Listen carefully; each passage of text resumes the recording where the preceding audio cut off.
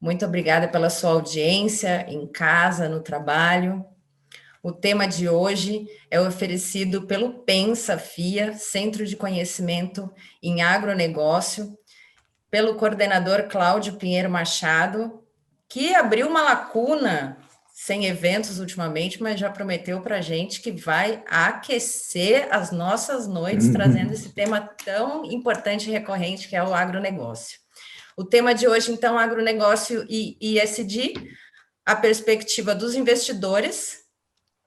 O meu nome é Fabiane, faço parte do marketing da FIA, e se você caiu de paraquedas nesse link e não conhece a FIA, eu vou falar um pouco da FIA para você.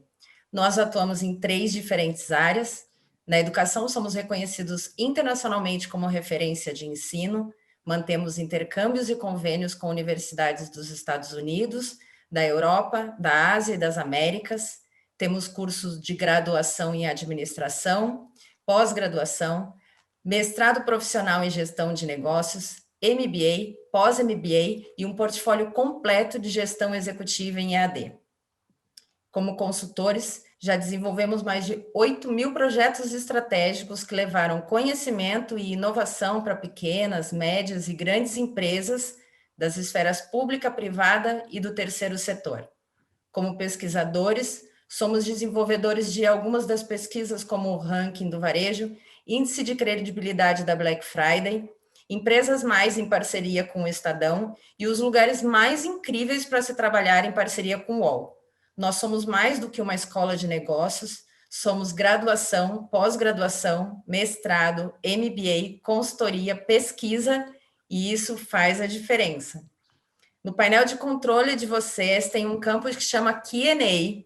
Se você quiser fazer alguma pergunta para os nossos palestrantes, então faça através desse campo e deixe o chat só para algum comentário. Normalmente a gente tem 1 hora de webinar, mas eles estão bem animados e pode ser que o papo vá mais adiante, não tem problema, estaremos aqui e vai ser muito bom ouvi-los. Fala com a gente agora e apresenta os palestrantes da noite. O professor doutor Cláudio Antônio Pinheiro Machado, professor do Departamento de Administração da Faculdade de Economia, Administração e Contabilidade FEA-USP, na área de administração geral com foco em governança corporativa. Engenheiro agrônomo pela Exalc-USP, especialista em administração pela FGV, mestre e doutor em administração pela FEA-USP, coordenador do Centro de Conhecimento em Agronegócios Pensa, da Fundação Instituto de Administração, conselheiro certificado pelo IBGC, Instituto Brasileiro de Governança Corporativa. Muito obrigada e uma boa noite a todos. Muito obrigado pela apresentação, Fabiane. Muito boa noite a todos os participantes, todas as participantes.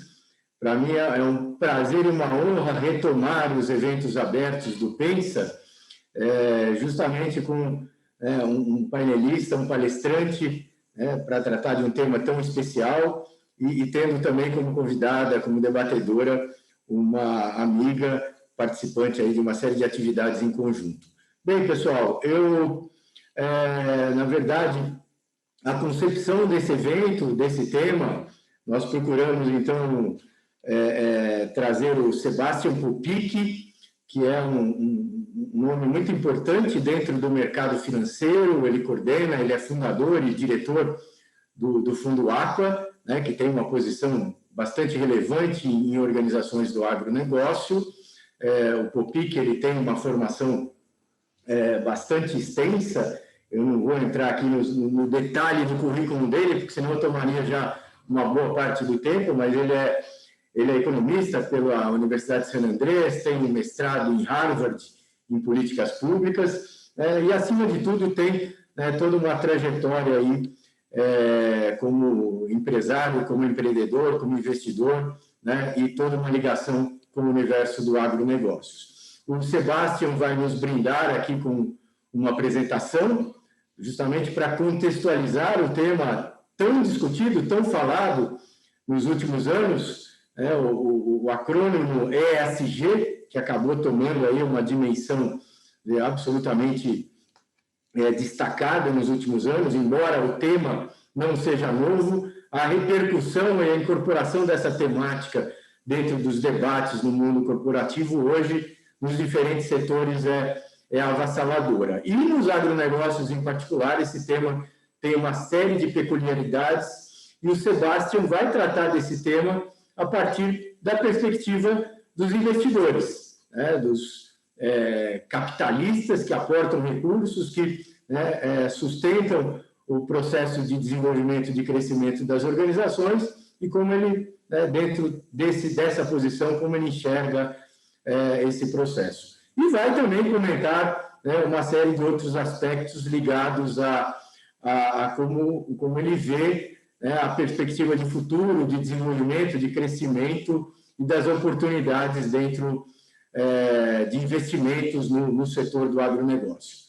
A Bibiana Carneiro, nossa convidada aqui para fazer um contraponto com o Sebastião, ela vai iniciar o aquecimento do debate após a fala do Sebastião, procurando, então, na sequência da fala dela, com esse aquecimento, a gente abre o debate para todos os participantes.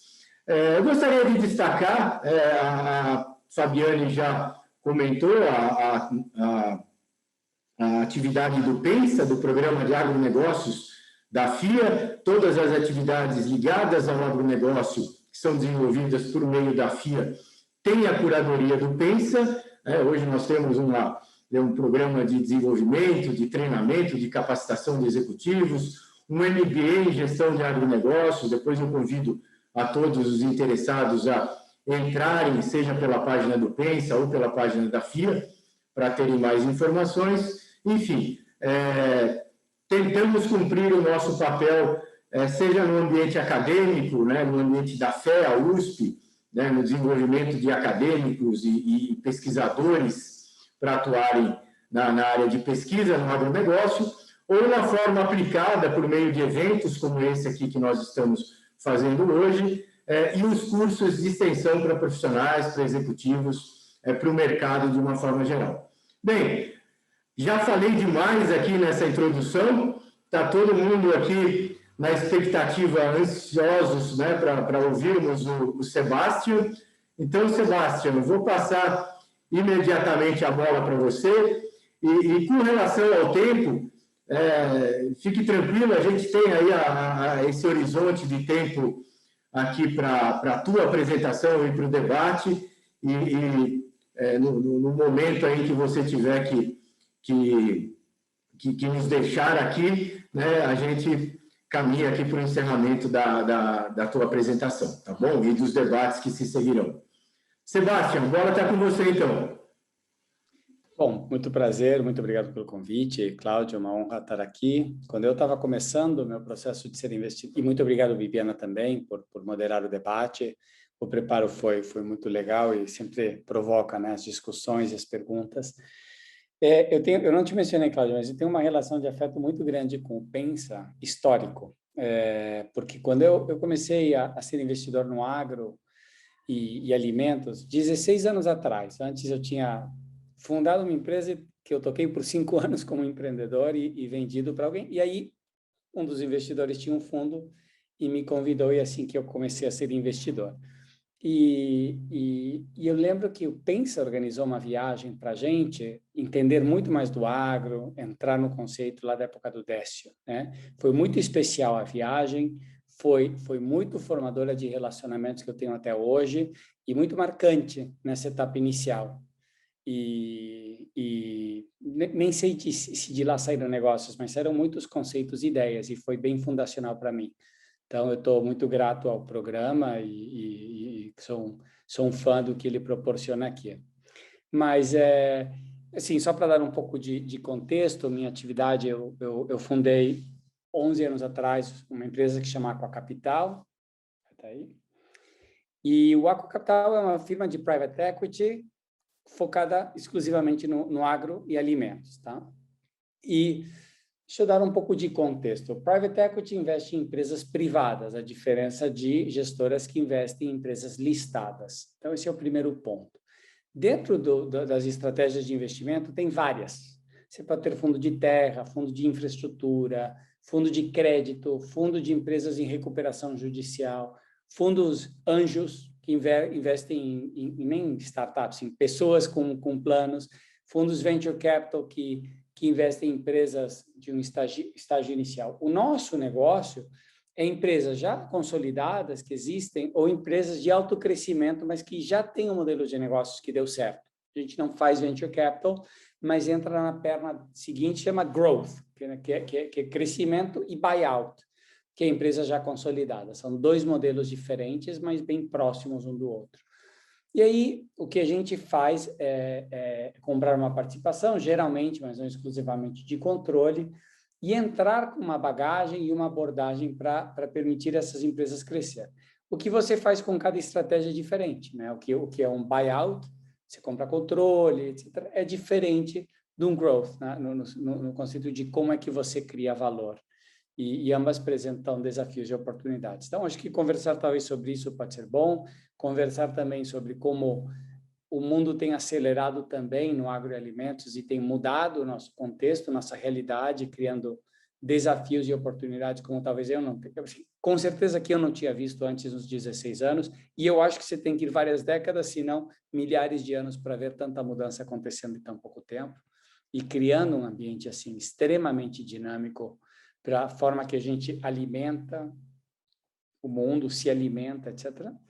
E depois, naturalmente, a parte de sustentabilidade, que é uma das áreas dessa agenda que tem uma aceleração tremenda. E eu sou sincero, eu acho que um ano atrás, 13, 14 meses, quando a pandemia começou a aparecer sustentabilidade, ESG, e eu sentia que era um pouco uma necessidade do ser humano de tomar consciência e fazer coisas diferentes. E eu era cético de que isso ia durar.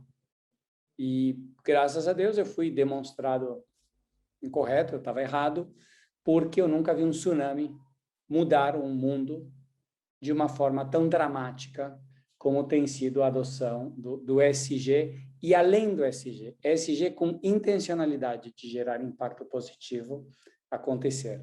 E é um fenômeno também que gera muitos desafios e oportunidades para toda a classe de ativos. Eu posso contar como a gente enxerga isso. Então, obrigado pelo convite e um prazer estar aqui.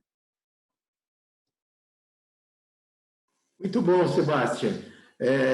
Na verdade, a ideia é que você nos brinde aqui com um pouco da tua experiência e colocar alguns insights aqui em cima da perspectiva do ESG e como você vê o processo de crescimento, né, a potencialidade da entrada do equity, né, dentro do racional, né, do mindset do empresário do agronegócio, principalmente o empresário, como você colocou, né, de uma organização fechada, com potenciais de crescimento, e cada vez mais, né, a busca, a procura dos recursos da dívida, né, para sustentar o crescimento, tem as suas limitações, e aí entra as oportunidades, aí toda a janela de oportunidade do equity dentro do agro, né? Então, uma leitura sua dessa tendência, se essa tese que eu estou colocando se sustenta, né, em termos de como você vê o futuro da entrada de investidores privados em empresas do agronegócio, como é que você vê esse fenômeno, os desafios que você enfrenta, né, na prática, nas tuas negociações, nos seus deals, né, com empresários, ou seja, contextualizar um pouco para a gente esse universo, né, tão rico onde você convive, né, como investidor, né, e os desafios que você enxerga e os caminhos que você vê dentro desse processo. Claro, claro. Não, muito bem. Vamos lá.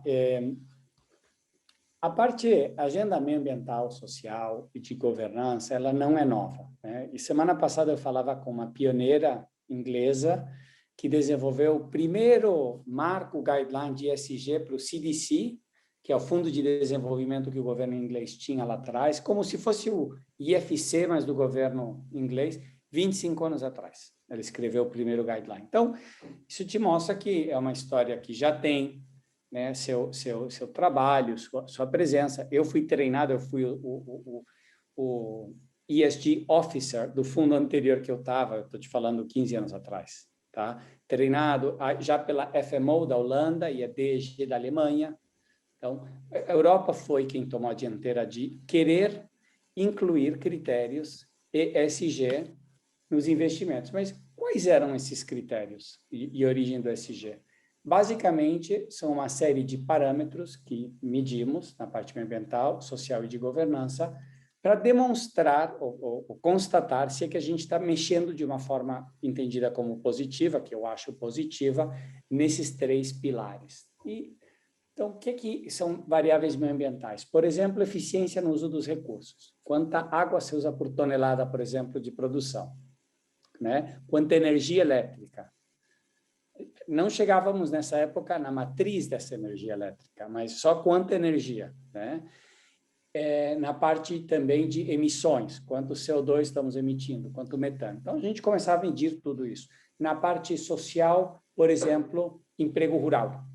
E aí, para nós era um pouco fácil. Nós somos um fundo de crescimento que trabalha no agro. A gente cria muito emprego rural, mas centenas por ano. A gente cria mais de 100, às vezes 300 empregos por ano no setor rural. Empregos qualificados, empregos formais, com bônus, com plano de saúde, empresas que exportam, e tudo no interior. A gente faz muito questão de não mudar o escritório central para São Paulo ou para Porto Alegre. A gente faz bastante questão e hoje a gente tem empresas até de quase R$1 bilhão em cidades de 4.000 habitantes, porque para nós é quase uma questão de honra manter isso lá, e até com sócios nossos é um partido com... Mas então, criar empregos, igualdade de gênero, que você mede, por exemplo, é bem interessante. Quantas mulheres se contratam? 40%. Beleza, mas quantas são cargos gerenciais para cima? Quantas são cargos de diretoria para cima? E aí vem outra pergunta que, quando fizeram, eu falei, não, a gente não vai ter problema com isso. Quando você paga uma mulher e um homem na mesma posição? A gente paga igual. Você foi ver os dados, a gente não pagava igual. Eu me horrorizei, porque eu sentia que a gente tinha uma intenção de fazer a coisa igual, mas os dados falavam outra história. Os dados precisam ser trabalhados. Então, o que acontecia? Tinha muitos cargos de diretoria, por exemplo, de RH, em mãos de mulheres, e muitos cargos de diretor comercial em mão de homem. Diretor comercial no mercado paga mais que RH. Então, você precisa qualificar um pouco antes de, não, estamos fazendo tudo errado. Mas começavam a vir algumas coisas interessantes. Inclusive, a gente tendia a avançar na igualdade de gênero, lentamente, mas avançava. Só que, às vezes, dava um grande passo para trás.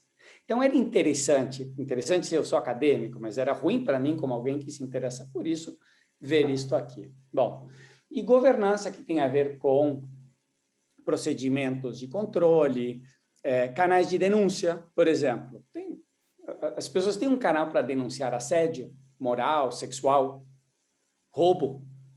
Então, por exemplo, a gente tem que criar um canal de denúncia que não é liga para o Aqua, é liga para uma organização independente que tem todo um canal e uma forma de tratar, porque também esses canais podem ser abusados. Então, isso é ESG. A gente ia lá, estou te falando, 15 anos atrás, e implantava essa metodologia para medir isto, tá?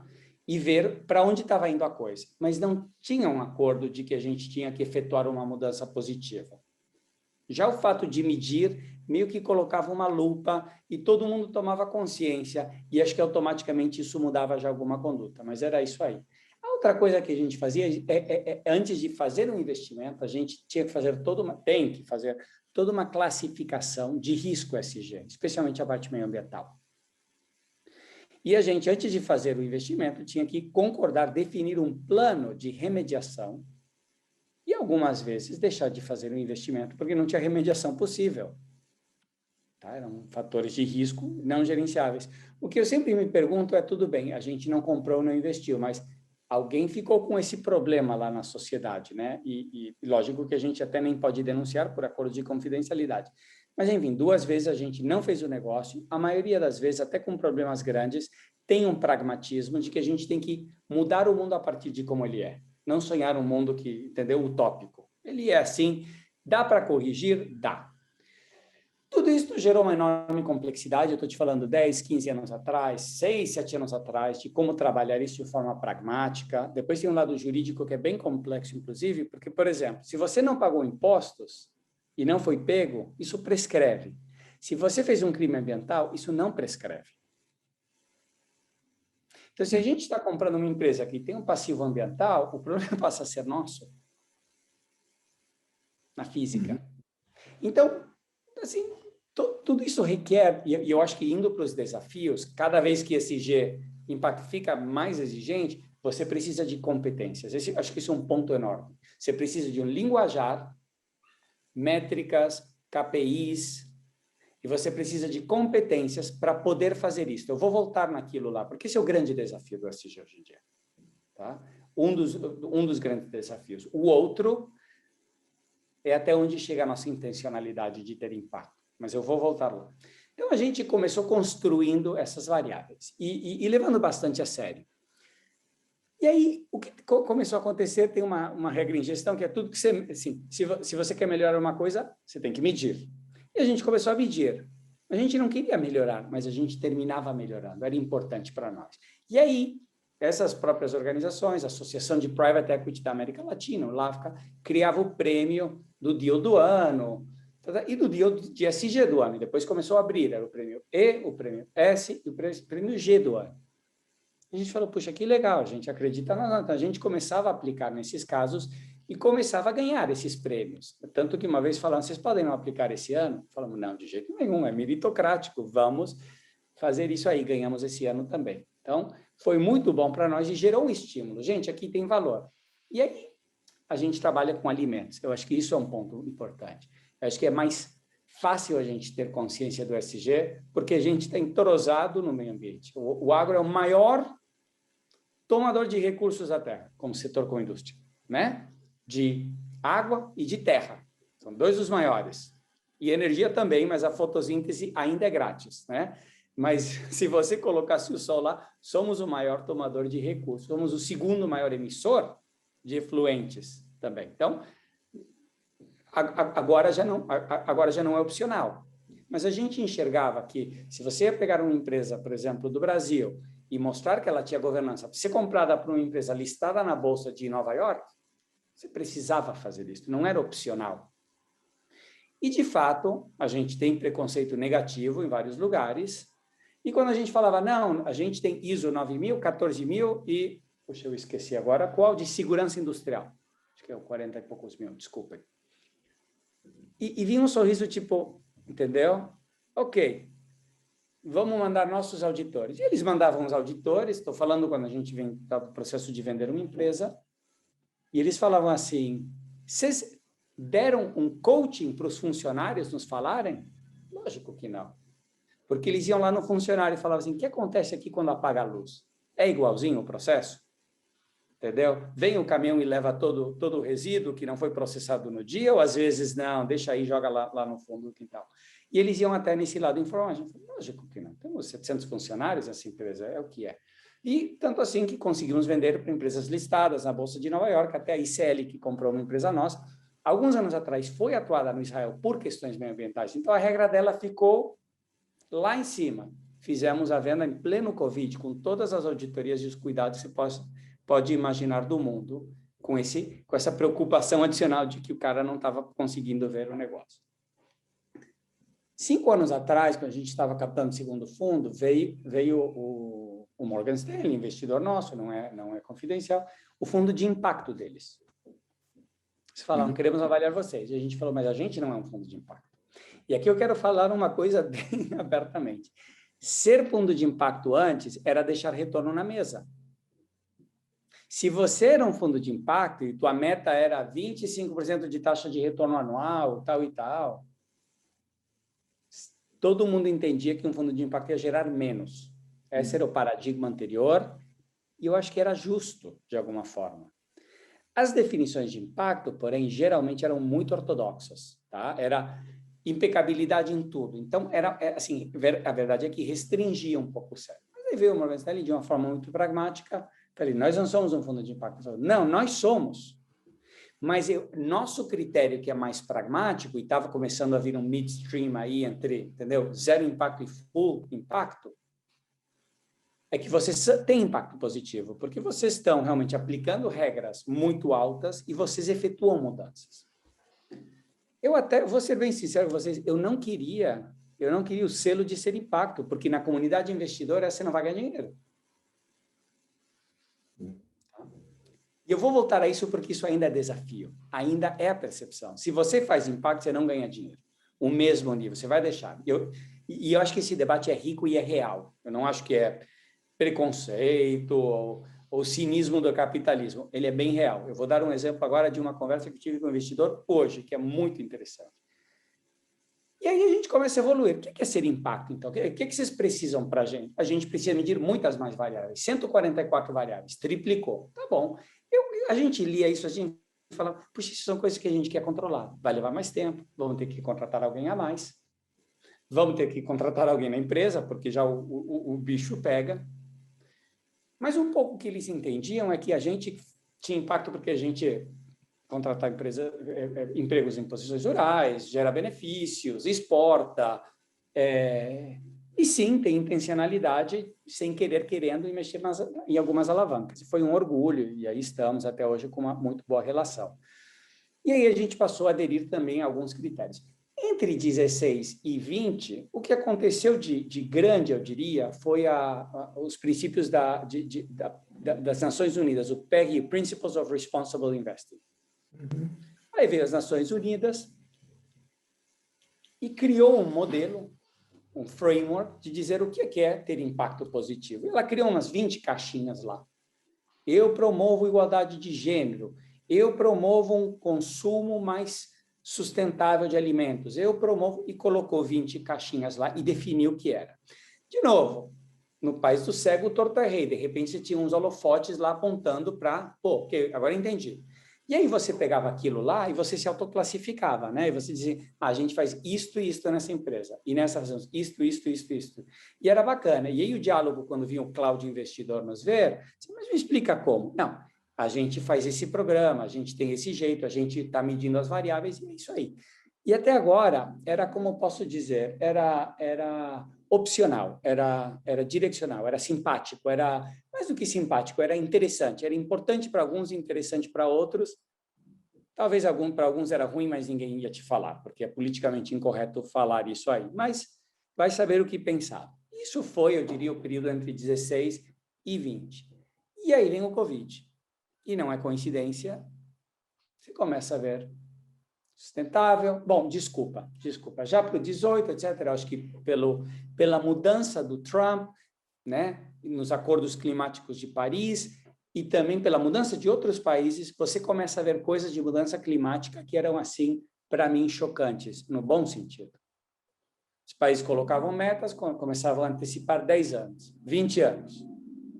Né? E aí um botava a meta e outro tinha que melhorar a meta. E aí o que era interessante é que já não era coisa de país rico, desenvolvido, não era Europa, Holanda, já era a China vindo dizer assim. Porque o que a China falava? E é correto, a Índia fala, os países mais em desenvolvimento falam, cara, não é justo, você é rico, você pode ser 5% menos rico, se é que custa isso, né? E pagar aqui o meio ambiente, mas você já poluiu tua parte para chegar aqui, não seja injusto comigo agora que eu estou virando rico. Só que você emite muito, você tem 1.300.000.000, 1,3 bi de habitantes, ou sei lá o quê. Ou, tudo bem, mas é tarde, sei lá, desculpa, né? Mas é isso aí, hoje todos precisamos. Então, mudança climática começou realmente, eu acho que foi o grande catalisador. Mudança climática está na pauta há 15 anos de uma forma grande. Eu lembro, eu fiz um mestrado de políticas públicas em Harvard, como o Cláudio falou, me formei em 98. Eu voltei para o 10-year reunion, 2008, acho que 1/3 dos meus colegas lá estavam trabalhando em mudança climática, pelo menos os que foram no reunion. Então, isso não era assim em 98, em 2008, mas já tinha uma massa crítica grande, mas mesmo assim não chegava até aqui. E acho que para o 2018 começou a chegar para valer. E aí veio o Covid e teve essa aceleração, e eu li antes como uma coisa de genuína, mas será que dura? Né? E aí começou a ir, e aí você viu que grandes gestores de capital como o BlackRock, com, sei lá, 3 trilhões de dólares, assim, coisas, começaram a dizer assim, não tem volta atrás. E aí o público começou a dizer, bacana, mas como é que você está medindo isso? Numa organização tão gigante, o compliance, para chegar no que um gestor de um fundo de tal ou qual lá tem uma posição numa empresa norueguesa que quem ia imaginar, entendeu? Faz isso não. Então, começa a vir de volta da sociedade uma demanda. E aí vem JP Morgan, vem tal. Então, o capital começou a dizer assim, a gente quer isto. E aí, quando o mundo começa a ver que mais cedo ou mais tarde essa virada vai acontecer, tem setores que vão perder e tem setores novos que vão ganhar. E aí, até quem não está a favor diz assim, como isso vai acontecer mesmo se eu não quiser? Meu país precisa estar nessa corrida e ganhar. Senão a China ganha, senão os Estados Unidos ganham, se a Europa, a gente não quer ficar fora. E todos os países. Então, aí vira política nacional. E aí o plano do Biden de Green Jobs é isso, é um plano de desenvolvimento econômico. Ele é um plano meioambiental, mas ele é um plano econômico. Ele quer que os Estados Unidos tenha indústrias e trabalhos sindicalizados dentro do possível, que pagam bem, que concorram com a economia do conhecimento climático e meioambiental. Então, isso não tem volta atrás. E aí, 1 ano atrás, 2 anos atrás, começou a haver matéria no Financial Times, no Wall Street Journal, etc., que é o que os formadores de opinião leem. The Economist começa um pouco antes, eu acho. A vaquinha emite metano, viu? A vaquinha é um grande emissor de metano, viu? Opa, verdade, né? E aí a gente lendo, né? É eructo, é gás, né? Como é isso? Porque a vaquinha... E é um dos sistemas mais maravilhosos de conversão de proteína, né, vegetal em animal, mas enfim. E aí começa a vir. Em paralelo, várias pessoas dizem assim, tem outras formas de produzir alimentos também. E tem pessoas que por gosto, e tem pessoas que por preferência climática mesmo, dizem assim, eu vou comer aquilo lá. É como uma pessoa que teve com alguém de Covid e faz ciclusão. Né? É o bom cidadão. Eu vou comer esse hambúrguer mesmo se ele não é tão gostoso, porque eu não quero ter mudança climática. Geração da minha filha, 17 anos, tem 3 ou 4 amigas. Não sei quanto vai durar, mas hoje é assim. E não come. Então, onde eu estou chegando aqui é que isto chegou para ficar. Isto hoje é agenda econômica. Quando vira agenda econômica, eu acho que a engrenagem que está se mexendo é outra. Já é a guerra do futuro, é como, sei lá, se tivesse dinheiro por ir a Marte, bom, aqui tem dinheiro por fazer isso, porque tem muito perda de dinheiro por não fazer isso. E isso gera muitas oportunidades e desafios para a indústria, porque se eu sou dono de um negócio que emite metano, eu tenho que estar pensando em reduzir isso. Eu tenho que estar pensando em reduzir a pressão para o desmatamento. Eu tenho que estar pensando em métodos de captura de carbono, através do agro. O agro é maior, a vida biológica, as plantas, a vida vegetal, é a maior fábrica de captura de carbono que temos no mundo. Assim, disparado. Toda a tecnologia vai na margem, é 2, 5% a mais de captura, potência, né? Mas o que captura o vegetal. E quanto mais pode capturar o vegetal? Né? Hoje. Então, tem uma agenda positiva. Quais são os desafios do SG? E aqui eu vou parar um pouco. Eu acho que são 3, como eu falei. O primeiro é uma linguagem, para a gente falar das mesmas coisas, medir as mesmas. Como eu te falei, paridade salarial, estamos mal. Não, mas você está medindo cargos diferentes. Então, você entende, tem que chegar até uma coisa que quando a pessoa reporta, você acredita naquilo lá.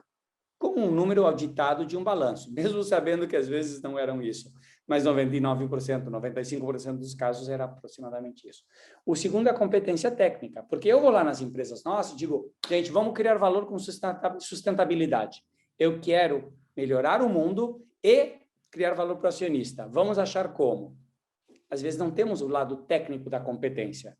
Então, a gente viaja lá para umas plantas no meio do calor do sol, aqui se diz, não pode ser que não tenha energia solar aqui.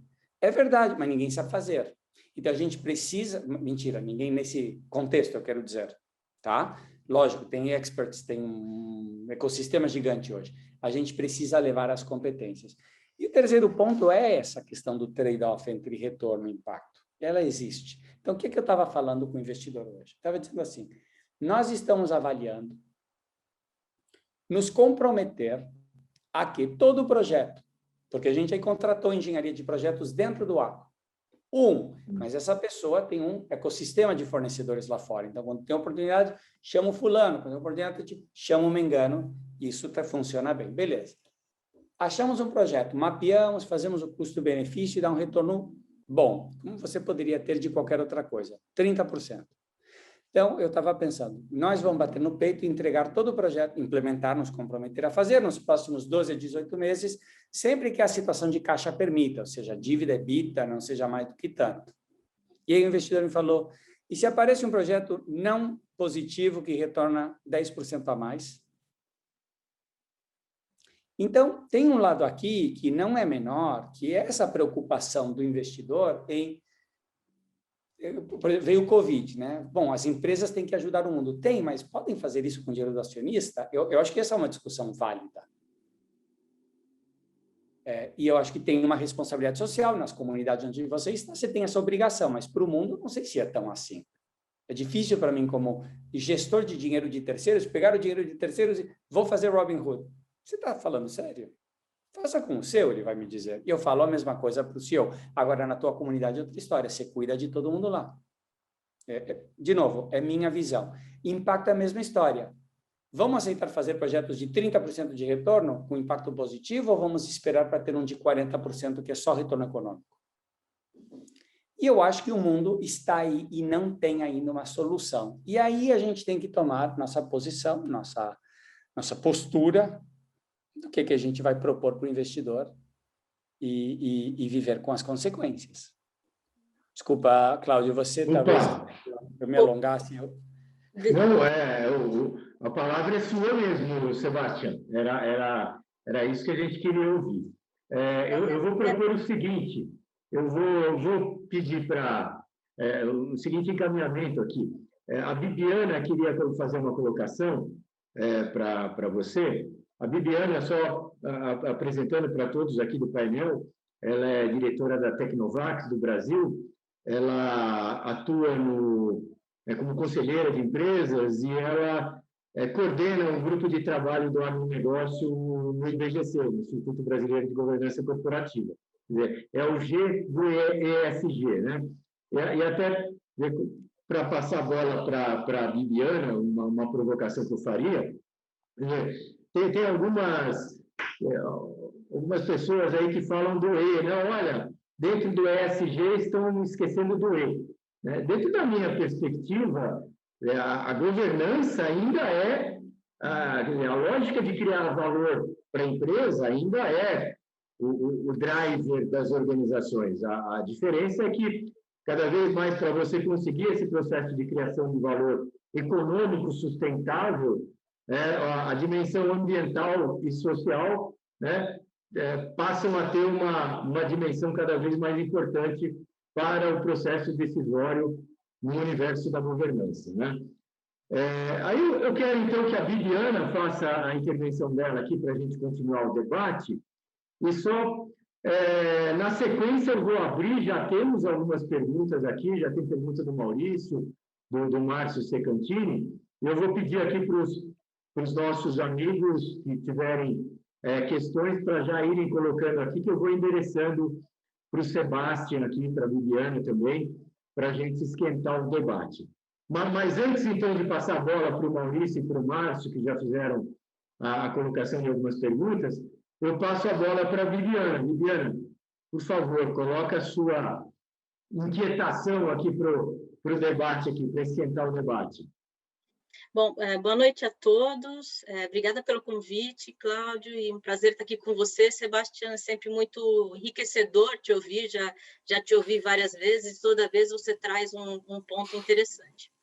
A questão que o Cláudio comentou do E a mais, né, que algumas pessoas comentam com ESG, né, a questão do econômico, né, que algumas pessoas falam, a ditadura do shareholder, né, que era do proprietário, ou do stakeholder, né, se você pensa só como mentalidade do investidor, você faz mal para a empresa, né? Se você só olha do lado dos stakeholders, né, dos influenciadores, você também pode quebrar a empresa. Então, a ideia é ter um equilíbrio entre o investidor, o ESG, né, que seria o ambiental, e o social e a governança, para que a empresa entre em equilíbrio e seja saudável, né, e seja sustentável a longo prazo.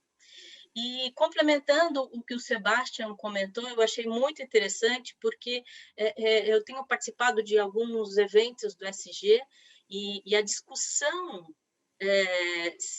talvez por falta de tempo, ou, né, ou por ser um ambiente muito complexo, as discussões em outros fóruns, né, fica muito simplório, né? Então, a questão do ambiental, as pessoas basicamente comentam sobre neutralização de carbono só, né? E como o Sebastião comentou, tem muito mais do que isso, tem utilização da água e como talvez economia circular, né? E às vezes a gente lê alguns artigos que aquela empresa tem meta de redução de carbono daqui a 30 anos, então ela é uma empresa verde, né? Poxa vida, 30 anos, né? Será que não dá para melhorar? E além da neutralização do carbono, o que ela faz com a utilização da água, com o tratamento de efluentes e vários outros matizes aí do ambiental que são importantes. E a mesma coisa social, né? A discussão fica muito na questão da diversidade, que é muito importante, né? Empresas diversas, sabidamente, são mais inovadoras, né? Inclusive, teve uma pesquisa recente da McKinsey, de 2018, comentando que empresas mais diversas têm 43% de chance a mais de dar resultados positivos, né, financeiros, né? E empresas que tenham boards, que tenham só homens, né, você tem 29% de chance de dar negativo, né? Então, tem algumas coisas que corroboram com isso. E a questão da governança acaba simploriamente discutindo conselhos e apenas a sucessão. Mas, além disso, se a gente olhar muito próximo, né, mais de perto, esse acrônimo ESG, a gente também percebe que eles não se conversam direito. Não sei se você já percebeu, né? Se você pensa em alguns ambientalistas mais radicais, eles querem preservar aquela floresta, aquele parque, no sentido de que ninguém entra e ninguém sai, mas tinha pessoas lá dentro, né? E não traz essas pessoas para a solução, né? Elas são consideradas como um problema, né? E, na verdade, elas poderiam ser consideradas como solução. Então, você vê que o social acaba não conversando muito bem com o ambiental e fica aquela discussão das pessoas ali com o ambiente, o que vai proteger, né? As pessoas ou o ambiente. Eu acho que isso acho que tem muito ainda a evoluir essa questão do SG, principalmente na conversa entre esses 3 pontos, né?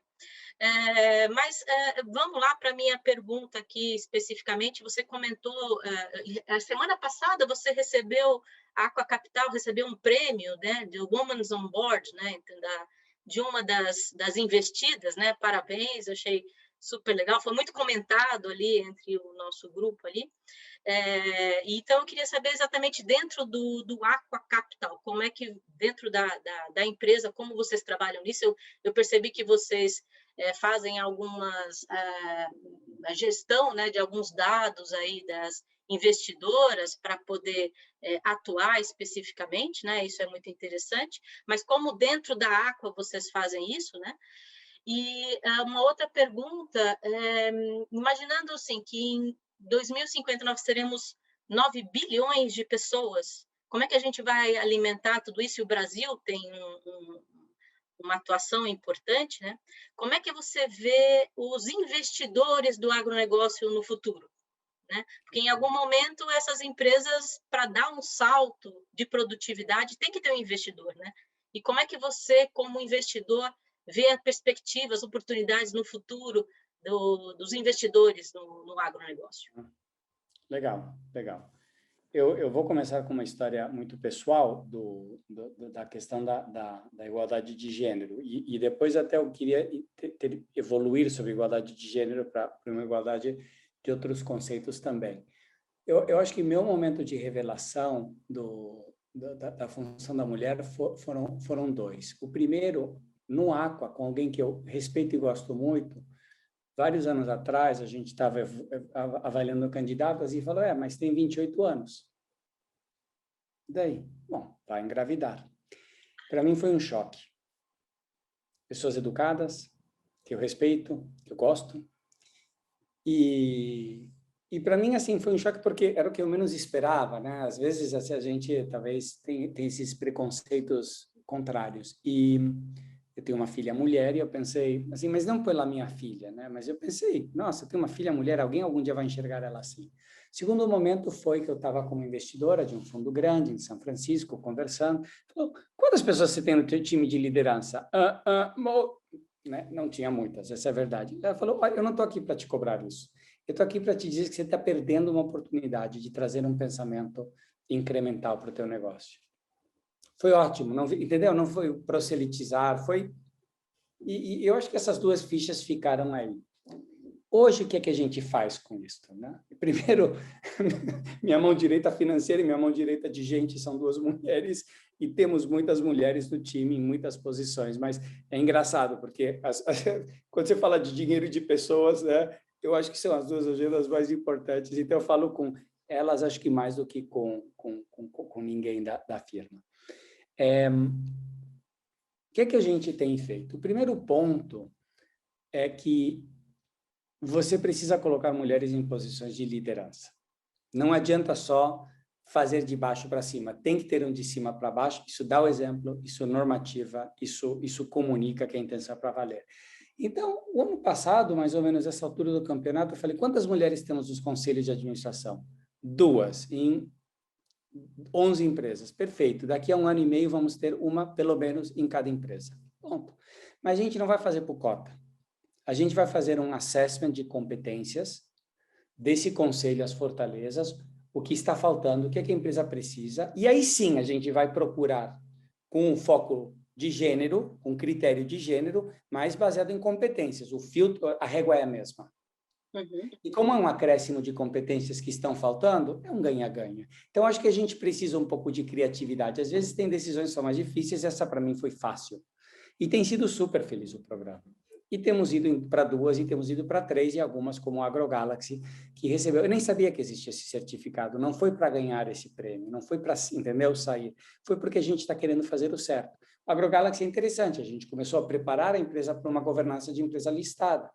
Eu falei, então vamos criar aqui um reflexo do que a gente quer que o mundo seja. Tem que ter pelo menos 1/3 de mulheres. Estávamos desenhando meio que do zero o conselho, porque eram 3 empresas que a gente uniu para criar uma só. Então, era outro jogo. Lógico, imagina que tinha 20 cadeiras aqui, tinha que ficar 9. E eu queria colocar 3 mulheres, porque tinha 0.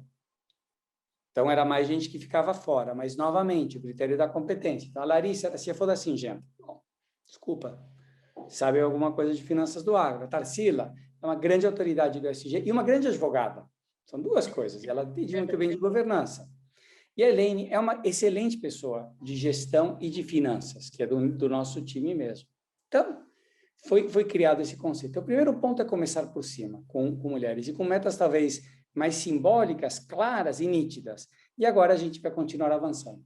O segundo insight nosso foi, que legal, por exemplo, a gente tem várias mulheres CFOs. Das 11 empresas do portfólio, 5 são mulheres. Acho ótimo. Não foi proposital. Mas aí eu ficava pensando, por quê? Bom, porque talvez é uma posição bastante genérica, diretor comercial talvez exige mais campo, isso talvez historicamente era mais difícil, por mais que a COO, a co-CEO do AgroGalaxy é uma mulher, e temos mulheres em cadeiras comerciais, muito em marketing, mas comercial é mais atípico, tem tido menos desenvolvimento, não é um julgamento, é um fato. A gente vê isso menos no agro. Agrônomas crescendo no agro, não sei, Cláudio, se você concorda comigo, 15 anos atrás era raro ver, 10 anos atrás você começava a ver, hoje eu vou numa convenção de venda da Rural, 4, 5 anos atrás, está cheio de mulher. 50%. Exato, gerente regional, agora uma co-COO é mulher, mas assim, não, assim, tá chegando, ainda não chegou. Mas eu falei, o segundo ponto é, não vamos roubar mulheres de outro lugar para que nossa consciência esteja tranquila. A gente tem que criar, expandir o pool de talento. A gente está criando o programa Mulheres em Finanças. Por que finanças? Porque um fundo requer finanças em todas. Agora, o comercial que vende queijo não tem nada a ver com o comercial que vende biológicos. Então, não podemos criar mulheres comerciais, porque não podemos garantir emprego. Agora, de controladoria, de fiscal, de CFO, bom, se Deus quiser, e a gente continua indo e crescendo, vamos ter sempre posições. Então, a gente está criando um programa de formação de mulheres para isso. E a terceira coisa que a gente colocou é uma cota que 1 em 3 finalistas de cada processo de C-level tem que ser mulher. Isso é legal. Finalista, você pode contratar 0. E aí as pessoas, porque aqui tem uma questão de mudança cultural. Então, se a gente fala assim, você vai contratar 30% de mulheres no próximo ano, vamos te ajudar, tem gente que não vai gostar. E eu acho que essas pessoas têm que ter a oportunidade de mudar. Senão, é pior. O grande assunto é a mudança cultural. Então, eu acho que essas são as coisas que a gente está fazendo. Eu acho que as mulheres dentro de casa hoje são nossas melhores embaixadoras. O que mais me emocionou foi quando recebemos esse prêmio. As mulheres falaram, o Aqua não está fazendo isso para gringo ver, está fazendo isso porque lá dentro é assim. Isso me emocionou. E eu acho assim, é genuíno e legítimo. Para nós, a questão da igualdade, eu quero ir para outro aspecto também, é uma questão socioeconômica também. Quando você vê os CVs que chegam para o Aqua, a maioria vão para universidades muito boas, a USP sendo uma, Getúlio Vargas, INSPER, etc. Você não vê que cargos de finanças... Desculpa, eu vou admitir, eu nem sabia que era finanças quando eu me formei. Talvez por vagabundo, porque eu tinha acesso a isso. Eu fui numa universidade boa, meu pai trabalhava em empresa, eu podia saber, eu nem sabia o que era finanças. Quando alguns amigos meus começaram a ser empregados, e eu vi aqui, eu falei, eu nem sabia que isso era uma possibilidade. A maioria das pessoas não sabem, talvez não querem, não gostem, está perfeito, mas tem muita gente que quer e não pode. Então, o que a gente está fazendo agora? O programa IP. O programa IP são 12 estudantes universitários pretos e pardos que a gente está trazendo e vamos dar 3 meses de treinamento, nós, gratuitamente, e depois vão estagiar no Aqua e nas empresas do Aqua. Tá? E eu acho que essa igualdade de acesso é tão importante quanto. Tão importante quanto, é uma responsabilidade histórica nossa e das coisas que mais me pesam. Então, você diz assim, estamos mudando o mundo com isso? Não. Estamos fazendo um pouquinho nossa contribuição. Tomara alguém goste, tomara alguém queira fazer, tomara alguém amplifique isso aqui. Então, eu acho que isso é o ponto de igualdade. Eu vou parar aqui, não sei se para discutir um ponto, porque o segundo ponto de como alimentar esses bilhões a mais que estão vindo, podemos falar depois, mas paro aqui 1 minuto. Tá bom, Sebastião, muito bom. Eu vou fazer o seguinte aqui. Tem algumas questões já colocadas, dentro da sequência, para a gente dar uma circulada, né, dentro do painel.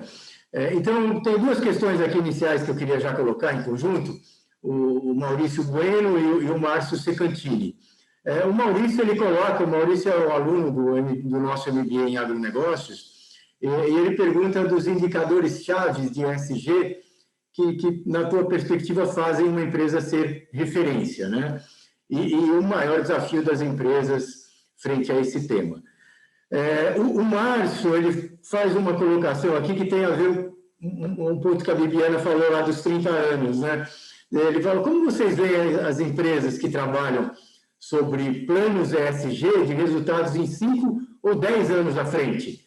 Não acha que a intenção já não basta mais, mesmo para sistemas complexos? E esse é um dos pontos que criaram essa avalanche atual em torno do tema do ESG. Quer dizer, a intencionalidade lá dos 30 anos não basta mais, né? Quer ver o concreto nos próximos 10 anos, né? Essa perspectiva que eu entendo da colocação do Márcio. Então, esses 2 pontos, né? Os key points ali, os pontos-chave que você vê do ESG, e essa perspectiva aí que não basta mais a intenção, mas a ação dentro de um horizonte de tempo mais curto. Não, legal.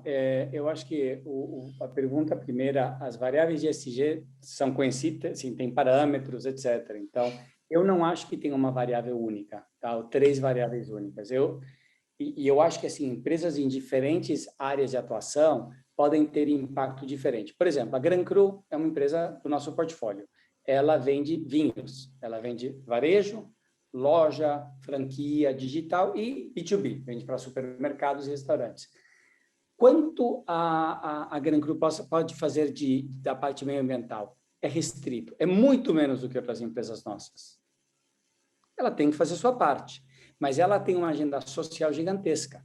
Ela, por exemplo, faz uma campanha Outubro Rosa, de conscientização de câncer de mama, vende vinho rosé, pega uma boa parte do lucro, doa todas as lojas pintadas em rosa, todo o site pintado em rosa, ela faz uma conscientização. É nossa empresa com maior igualdade de gênero. Então, eu acho que assim, então eu acho assim, não tem que ser A ou B ou C. Lógico, tem empresas que têm uma exposição natural ao meio ambiente, e aí é natural que seja isso, mas isso não te desonera de ter uma contribuição em governança também, ou na parte social. Então, eu acho que assim, depende, e são várias, e você não precisa ser craque em todas. Eu acho, minhas regras primeiro, não faça o mal, e segundo, tente fazer algum bem. Tá? A segunda pergunta aqui era relacionado a 5, 10 anos para trás. A intenção não basta, não. Na verdade é que não. Eu vi variáveis que iam para trás quando a gente, não, vamos. Eu acho que, como uma pessoa me ensinou, o caminho para o inferno está cheio de boas intenções. Você tem que botar planos, você tem que botar meta, você tem que alinhar com incentivos. Acho que um grande pulo para nós é quanto entra o ESG no gatilho de incentivos? Eu vou criar, a partir do ano que vem, um gatilho que o Stock Option, que é o plano de longo prazo de valorização dos principais executivos, tem um gatilho de A- e A+ por metas de ESG. Então, para trabalharem com horizonte a 5 anos. É a primeira vez que... Eu nunca ouvi ninguém fazer isso no Stock Option, etc. Mas a gente está improvisando, porque não tem muito manual. É um mundo novo. Tá? Então, eu acho que tem sim que ter intencionalidade, tem sim que ter alguma meta. Aí vem uma terceira pergunta aqui que eu li agora, Cláudio, fala sobre que os investimentos que a gente entra têm critérios ESG, e é o inverso do que eu mencionei em termos de retorno menor, porque está comprovado que as empresas com ESG têm retorno comprovadamente maior. Eu diria, primeiro, não se engane com as médias. Tá? A média pode ser. Segundo, não se engane com a natureza de uma empresa grande, uma corporação grande, e uma empresa pequena e média que não tem esses recursos. E não tem também esse nível de escrutínio. A Unilever lança um produto, sei lá, que é mal para a tua saúde, vai sair no jornal, vai sair no blog, no fórum, no Insta. Uma empresa pequena passa desapercebida, então não é tão assim. Não é tão óbvio que ESG automaticamente cria mais valor. Ele cria mais valor quando ele está bem pensado, quando ele é realista, quando ele vai. Agora, também, se você não coloca metas e planos, incentivos, não vai. Não vai.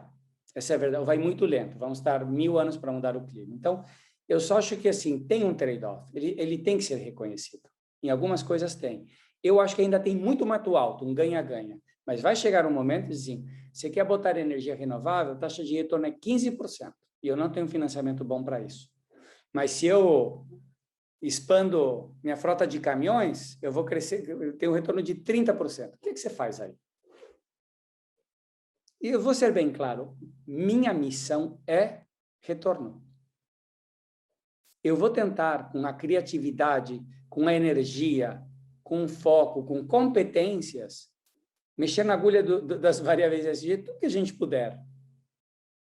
Mas a gente precisa entregar retorno, o administrador precisa isso. O dia que a gente entende, começa a ter uma confusão aí, é difícil. Agora, o que é gerar retorno? Eu acho que isso é interessante. A gente foi outro dia, uns 3 anos atrás, fez uma grande expansão numa planta em Lucélia. A IES, uma empresa de aditivos, ela pega a levedura de cana e faz produtos que exportamos para 38 países no mundo. Grande orgulho. Dobramos a planta, ficou bonita, além de eficiente e grande, ficou bonita. E aí, no conselho, a gente... Então, vamos criando, acho que tínhamos uns 140 empregos, estávamos criando 80 empregos a mais. É um município com recursos bem limitados no estado de São Paulo. Veio o prefeito, ia vir o prefeito com muito orgulho, e a gente teve uma reunião de conselho, e um dos nossos sócios, um fundador, falou: eu sei que a gente arriscou como capitalistas, eu sei que não recebemos o retorno disso, mas eu acho que aqui a gente tem que fazer mais do que simplesmente dizer estamos criando emprego. O que é que você propõe? Proponho dar plano de saúde para todo mundo. Era um custo a mais. Em teoria, era pior, certo? No curto prazo era pior, com certeza. A gente foi lá e deu plano de saúde para todo mundo, que não tinha.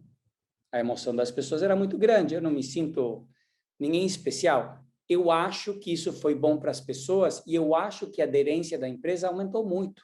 A gente tem taxa de presentismo excelente, a gente não paga hora extra quando não precisa, as pessoas se ajudam, trabalhando em times para fazer manutenção e não, essa não é o meu trabalho.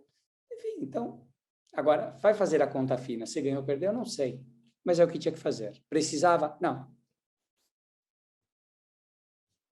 Sebastião, tem uma sequência aqui.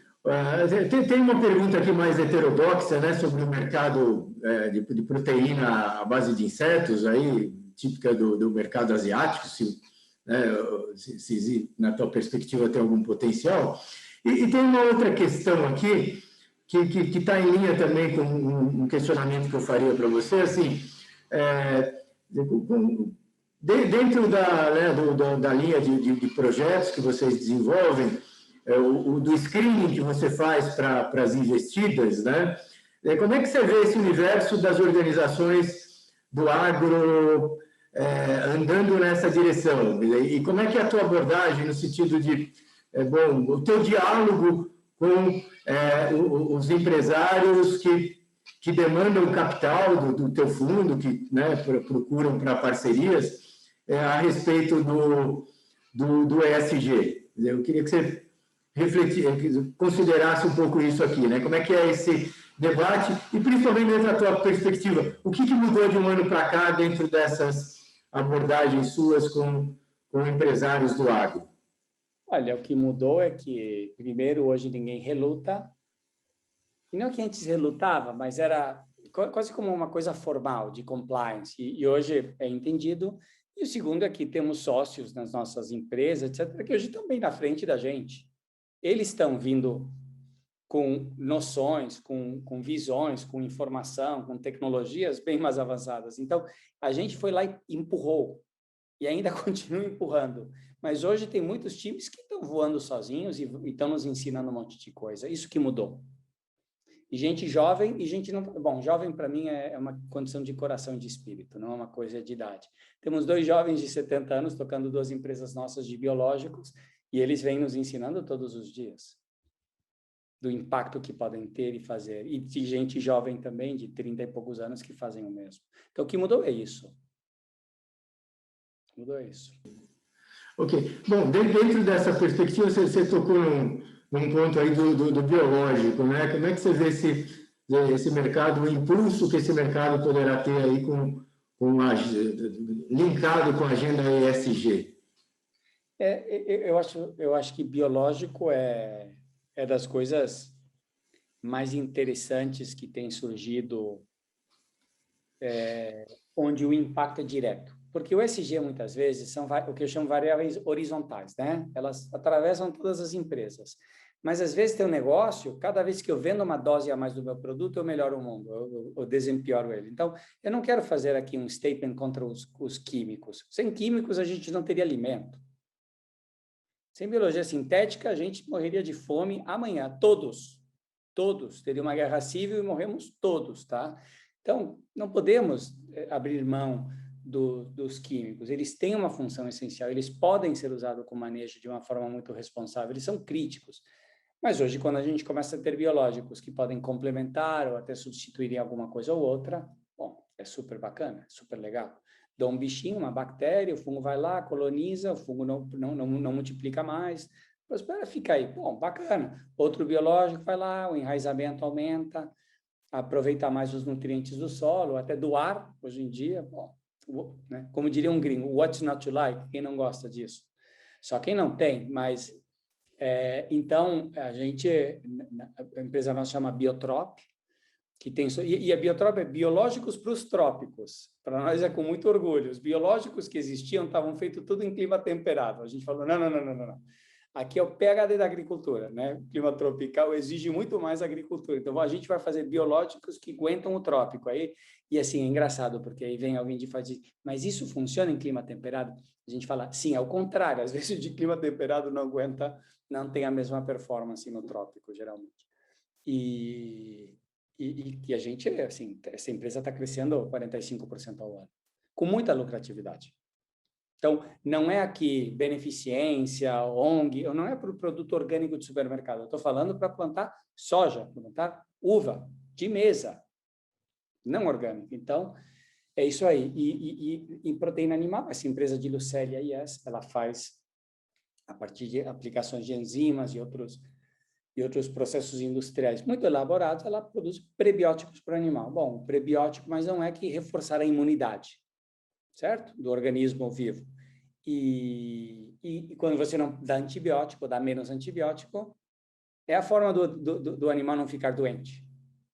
Entendeu? Então, muitas, hoje, cadeias de proteínas sem antibióticos exigem alguma coisa, e o prebiótico está em linha. Então, a gente tem esses produtos. Ele ainda é mais caro que o antibiótico. O antibiótico é muito barato. São décadas de aperfeiçoamento, escala, difusão de conhecimento. Pô, é como a energia solar era mais cara, né?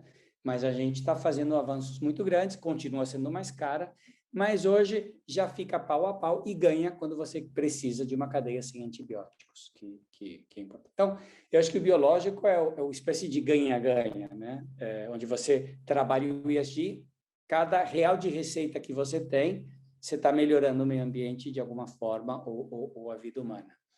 E eu acho que tem um universo gigantesco aí, como a analogia das vacinas, com esse princípio do mRNA, analogia para o agro também agora vem vírus e bactérias com mRNA, como biopesticidas, biofungicidas, e é um campo fascinante. Agora, pesquisa pesada, aí o bicho pega, né? Aí você precisa de dinheiro, você precisa de know-how. E aí o Brasil precisa se mexer, a verdade é essa, né? Porque eu acho que a gente está nos biológicos de segunda geração, falando do agro, né? A gente tinha inoculantes e agora a gente está indo para os biológicos que são esses biopesticidas, biofungicidas, bioherbicida ainda, eu acho que ainda realmente não tem. Para ir para esses princípios mais individualizados de ataque, né? O custo da ciência e o benefício é exponencial. Então, até aqui a gente pode chegar sem tantos orçamentos tão grandes. A gente trabalhou muito com a Unicamp, por exemplo, no desenvolvimento dos biológicos iniciais da IES, por exemplo.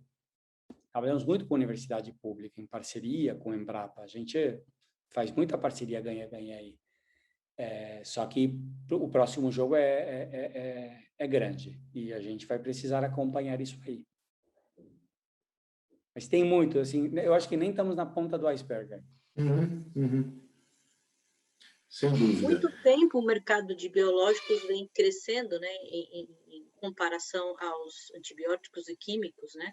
E agora você tem uma quantidade muito grande de produtos sendo registrados no mapa biológicos para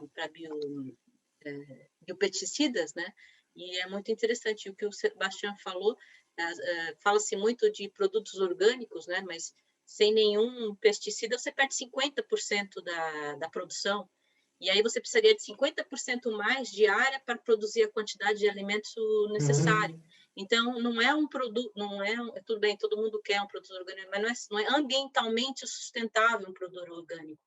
Então, a questão de você ter mais biológico, você consegue trabalhar melhor. É óbvio que tem o período certo para utilizar o produto, não é um produto de knockdown, né, que ataca imediatamente, então você tem que aplicar no produto certo, mas você reduz bastante essa questão de químicos, né, utilizando em gestão, é muito interessante mesmo.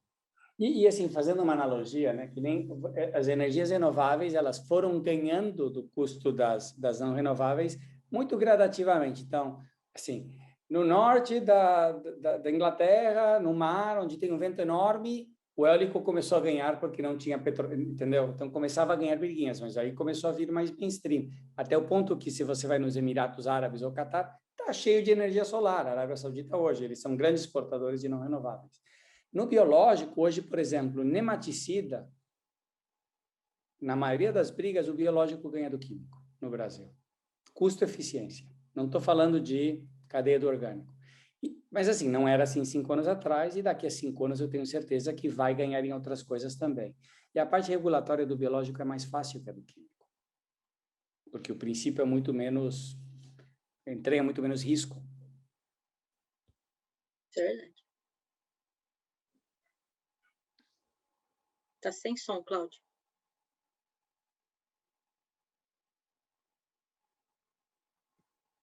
Cláudio? Voltei, perdão.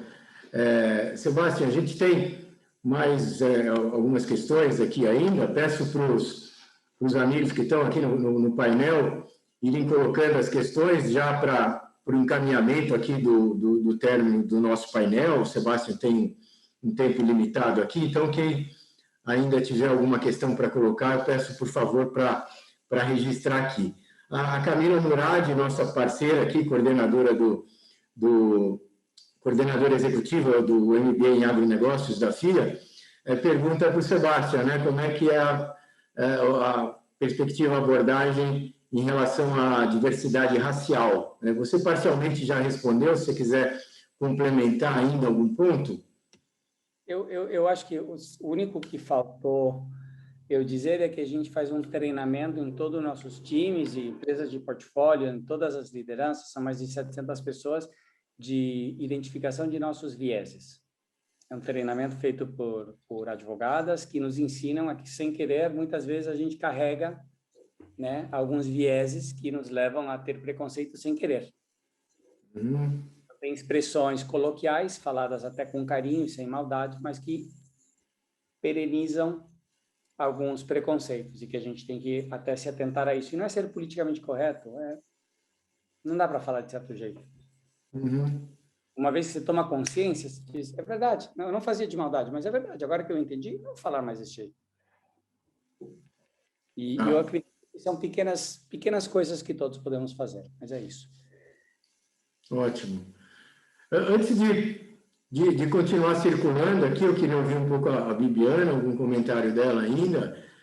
Tem um registro aqui de um elogio para você, do Vila, né, do Francisco Vila, né, da forma didática e crível aqui que você colocou, né, da integração aí do econômico e social de uma forma viável, né? E nada melhor do que ouvir de alguém que está com a mão na massa, né? Quer dizer, você está à frente disso, né, puxando uma esteira, e com um olhar financeiro para essa questão, quer dizer, sem deixar o econômico de lado, muito pelo contrário, né, a sinergia da dimensão aí do S e do E, né, dentro da lógica da governança mainstream de criação de valor para as empresas, né? Bibiana, tem algum ponto aqui que você queria trazer ainda para o Sebastião? Não, eu queria que ele comentasse sobre a pergunta que eu falei sobre o futuro, né? Como é que você vê o futuro dos investimentos, né? O que precisa para que isso cresça, né? Só governança, o que a gente precisa no Brasil para que mais investidores venham e a gente tem esse gap, esse pulo, né, de produtividade e tudo mais. Eu vou te dar uma resposta como economista que eu algum dia fui, tá? O que a gente precisa é um câmbio estável. Porque hoje hoje eu estava às 7 horas da manhã falando com o investidor da China, às meio-dia com o investidor da Inglaterra e depois às 4 com o investidor do Brasil. E para ele é menos problema, o investidor do Brasil, mas para os outros é câmbio. Ele coloca $1 e você diz, mas conseguimos uma taxa de retorno tanto em reais. Mas tudo bem, eu quero dólares de volta. Então, isso tem sido um flagelo muito grande para o Brasil e realmente tem um impacto muito maior do que é percebido, pode ser percebido. E quando você fala dos motivos para ter um câmbio como a gente tem tido, é uma questão de estabilidade política e de contas públicas. Eu diria que esses são os dois fatores por trás do câmbio. Então, se você me pergunta o que a gente precisa fazer, eu te diria isso. Oportunidades aqui não faltam. Mas essa é uma externalidade incontrolável, a gente não tem como resolver. Mas, assim, internamente aqui no Brasil, as empresas, o que elas precisam fazer para que outros investidores olhem para cá, né? Tirando as externalidades incontroláveis, o que a gente pode fazer? Governança, o quê?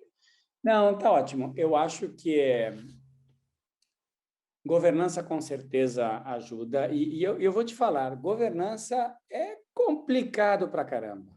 É Iron Man, Iron Woman. Porque a gente acha que governança é, tô sendo auditado. Tá sem som. Está com som baixo.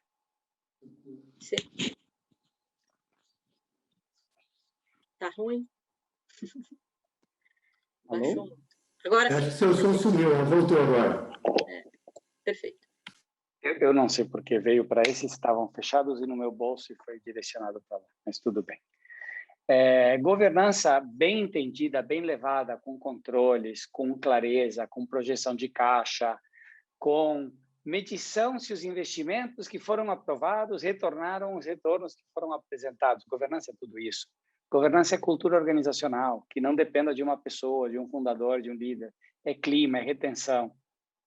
Governança são sistemas de gestão para valer, que dêem informação útil para os decisores, que os decisores peguem e usem. Então, governança são muitos níveis.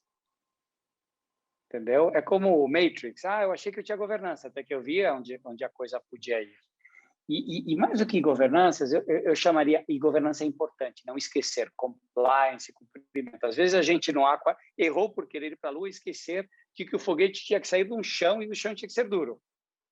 Não, mas o motor, o combustível, o astronauta, e o chão é de terra, está reforçado, o cimento é fininho, não vai aguentar. Então, eu acho que o básico bem feito em governança é indispensável e o bicho vai longe. Mas vão longe. Viaje, se desafie, cultura. Leia o livro do Netflix, do Google. Mas eu tenho empresa do agro, eu planto algodão. Não importa. Adapte, pense aqui, motive, remunere de uma forma variável, meritocrática. Defina os valores que as pessoas realmente acreditem, se identifiquem. Mas o clima aqui não é tão legal. Tudo bem, tem um foco minimalista. Pegue duas coisas que deem coesão aqui. Então, eu acho que governança, Viviana, é uma agenda inesgotável. E eu acho que as pessoas, às vezes, erram porque elas e é frustrante. É frustrante porque se você falar isso para um empresário, talvez ele diga assim, então eu nem começo a fazer. Né? E um é mais do que zero, mas depois tem 2, tem 3, e depois tem 48. Aí pega gosto e vai, né? Mas tem que começar. E quando o investidor vê isso, se encanta. Se encanta. O maior orgulho meu. Olha como de fora olham para a gente às vezes. Um investidor grande nosso convidou a falar na reunião dos investidores dele. Esses são investidores grandes, tá? 100 bilhões, 200 bilhões, assim, eu já perdi a conta.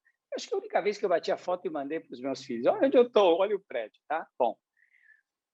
E aí, como eles nos apresentaram? Eles falaram, e esse é um fundo da América Latina que tem um nível de governança dos melhores fundos dos Estados Unidos e Europa. E o investidor dele, era um grupo pequeno, levantou a mão e, dando risada, falou, impossível. E todos, ha, ha, ha. Você entendeu? Então, a gente tem que desafiar um preconceito, às vezes, mas sem, entendeu? Sem vaidade, sem orgulho. Faça uma governança que as pessoas digam assim, eu quero ser sócio dessa empresa. E uma governança amarrada ao sucesso empresarial, que converse com o resultado. Eu tenho um sistema de informação para tomar melhores decisões. Porque o profissional bom... Ajudar, né? Exato, o profissional bom vai dizer assim, eu não vou trabalhar aqui se eu não sei, entendeu, quanto eu tenho para gastar. E, tudo bem, não é para mim, deixa lá, mas vai te dar uma razão mais elegante, mas vai ter se conversar e sair. Então, eu acho que assim, para trazer o pessoal bom, a gente tem que ir. Então, Viviane, eu acho que esse ponto que você levanta é muito assim mesmo. E quando você tem uma empresa com um modelo de negócios bom e uma governança excelente, é uma questão de tempo até se achar um comprador, se achar um sócio, se achar um banco que empresta. Ela é vista com outros olhos, né? Como uma instituição profissional e forte, e eu acho que, bem estruturada, né? A outra coisa também, por exemplo, para mim, assim, eu falo para as pessoas que reportam para mim, me reporte da forma que você gostaria que reportem para você. Ou seja, não seja um chato com qualquer coisinha, mas qualquer coisa que você considere importante que eu saiba, fale. Eu não devo ficar sabendo de outra forma. Essa é a minha regra. Bom, o banco é igual. O banco que te empresta dinheiro é igual, entendeu? Me avise o que eu preciso saber. Então, este ano está indo mal. Estamos fazendo A, B, C, mas mesmo assim, o ciclo está ruim, erramos na posição, tal coisa. Mas estamos em controle, tal coisa, tal coisa. Entendeu? Então, acho que você ter uma comunicação proativa e consistente também constrói um capital muito grande. Bateu o Covid, ninguém conseguia girar caixa. Eu sou um fundo, eu chamo dinheiro. Eu não chamei... Não, desculpa. O Aqua Capital não chamou R$1. R$1. E olha que Deus me livre. Com os bancos, o bicho pegou. Para nós e para todo mundo, né? Mas, assim, imagina, com tantas empresas, tem algumas que foram muito afetadas. Outras não, outras chacoalharam assim, seguiram como se nada, mas algumas sim. E o ponto aqui era a credibilidade que a gente podia ter com os bancos, era o momento de dizer, vamos precisar de ajuda, mas estamos fazendo A, B, C, D, e vamos voltar daqui a um mês. E agora que terminou essa parte da crise, as empresas voltaram, crescendo, primeira coisa que a gente fez, agora, estão saindo agora à tarde, a carta para o banco com o relatório dos últimos 12 meses. Então, você não esquece que quando você precisa, você liga.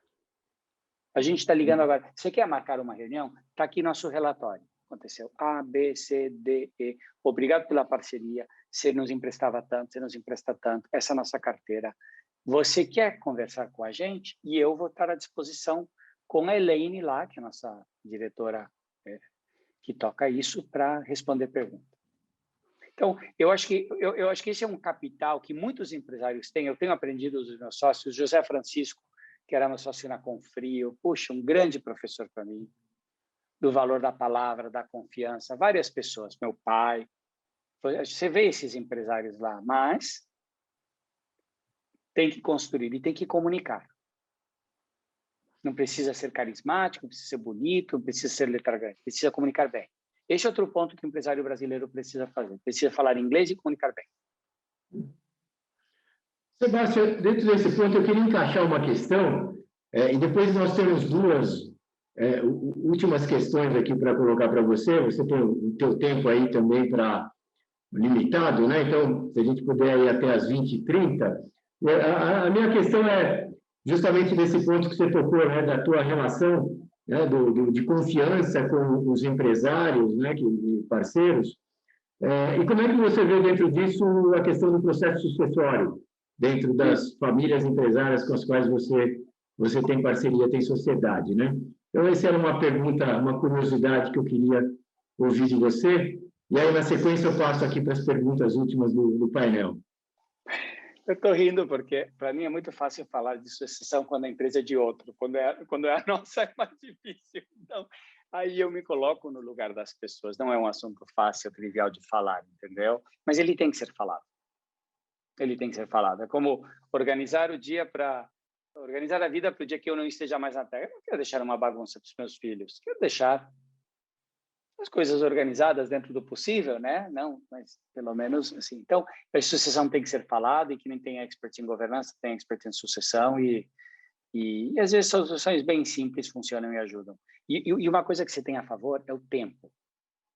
Fazer sucessão sem tempo é um desastre. Fazer sucessão com tempo, todo mundo aprende. Ah, eu trouxe o cara e não deu certo. Tá bom, traz outro. Demora 2 anos para treinar. Temos tempo. Eu não estou indo para nenhum lugar. Entendeu? Então, acho que sucessão é com tempo. Sua segunda pergunta, Cláudio? Desculpa. Não, é exatamente essa questão da sucessão. Nós temos duas últimas perguntas aqui no nosso painel. Uma é do CDS, né? Você está lendo aí, eu vou tentar simplificar aqui rapidamente aí a lógica dele, falando que a indústria de fundos vem mudando, mas no final das contas, lá no final do dia, é o bottom line lá do demonstrativo, né, da busca por maior rentabilidade. E aí, quando se fala de investimento no agro, além da rentabilidade, ter a diversificação pensando no longo prazo, analisando a falta de alimento que pode ocorrer com o aumento da população, isso um fator aí para atração de investidores, para os fundos do agro? Como causa moral, não. Como causa de retorno econômico, sim. Uhum. Ninguém investe no agro para... Assim, você vai doar na Unicef, você vai doar num centro de pesquisa da Unicamp ou da USP, mas você não vai investir num fundo agro para que o mundo tenha alimento mais barato. Você vai investir no fundo agro para ganhar dinheiro. Essa é a verdade. Se tem essa externalidade, e eu acho que a gente tem, acho que a gente torna a cadeia miligramo mais eficiente. Não é nada, uma coisa, mas alguma coisinha a gente faz. Então, ótimo, mas lógico, é retorno. Agora, muitos investidores pensam diferente, são investidores de impacto. Você vê isso em famílias com muito dinheiro, você vê isso nas gerações de millennials. Então, essas pessoas dizem assim, eu quero investir por outro conceito. E aí, parte dos critérios deles podem ser outros, sim. Não sei se eu fui meio confuso aí, mas...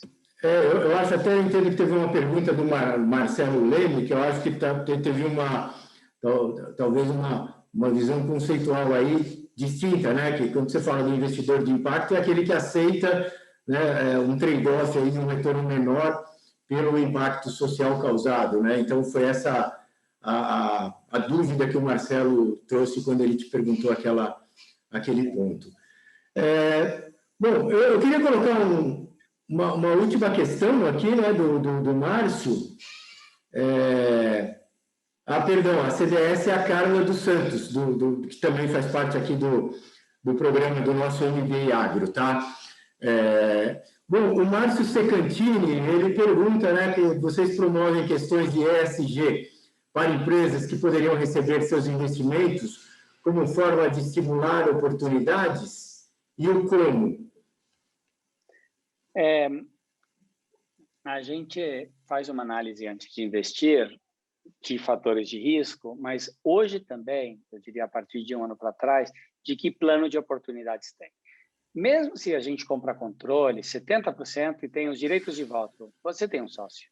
E não adianta você não alinhar com o teu sócio. A pior ideia que você pode fazer, não entre na sociedade ou compre 100%, que não é nosso modelo. Então, a gente vai compartilhar esse plano. E aí o grande assunto é, como eu falava, você precisa criar a linguagem, né? Os projetos, as métricas, os KPIs para medir isso. Você que precisa criar os incentivos. Então, primeiro, a linguagem completa. Segundo, você precisa criar as competências, ajudar a empresa, porque não são empresas enormes. Uma empresa que tem 10 bilhões de receita pode contratar alguém. Uma empresa que tem 300 bilhões de receita não pode facilmente contratar alguém. Porque alguém para água, alguém para energia, alguém para efluentes, alguém para gênero, alguém para compliance, entende? Fica caro. Então, a gente tenta unificar isso e ajudar com isso aí. E o terceiro ponto é estimular a criatividade, etc., em procurar oportunidades ganha-ganha. Não tem tido uma situação na minha vida onde não tem tido isso. Retorno, impacto. Retorno, impacto. Mas também eu não acredito que não chegue um ponto onde não tem um trade-off. E aí, os fundos que têm métrica de retorno não podem ir lá para baixo. Não podem. Porque teu compromisso com o teu investidor é aquilo lá. Mas a gente ainda tem muito mato para percorrer para chegar naquele piso. Muito mato. E com a inovação tecnológica e com a demanda da sociedade mudando, esse piso muda todos os dias. Porque hoje, se a Pura Vida, que é outra empresa nossa, parece que é publicidade, juro que não é, eu estou tentando ilustrar. Empresa de nutrientes, suplementos e alimentos naturais. Ela vai lançar uma embalagem 100% reciclável, de plástico 100% reciclável. Vai custar R$4 mais caros, a gente vai aumentar o preço R$2.